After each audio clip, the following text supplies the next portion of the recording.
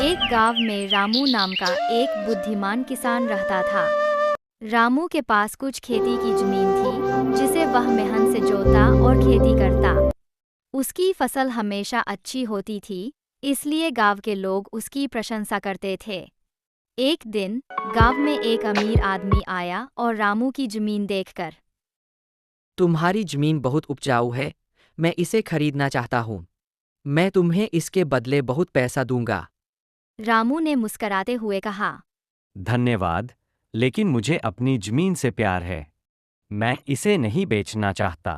अमीर आदमी ने बहुत समझाने की कोशिश की, लेकिन रामू अपने निर्णय पर अड़िग रहा।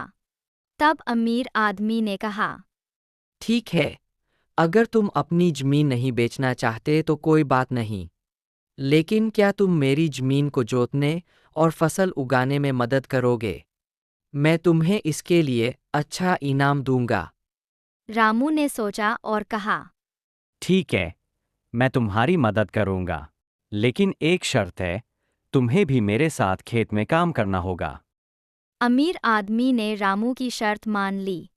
कुछ ही दिनों में रामू और अमीर आदमी ने मिलकर खेत में मेहनत की और फसल उगाई। जब फसल तैयार हुई तो अमीर आदमी को समझ में आया कि असली खुशी पैसे में नहीं, बल्कि मेहनत और लगन में है। उस दिन के बाद अमीर आदमी ने अपना जीवन बदल लिया और रामू के साथ खेती में लग गया।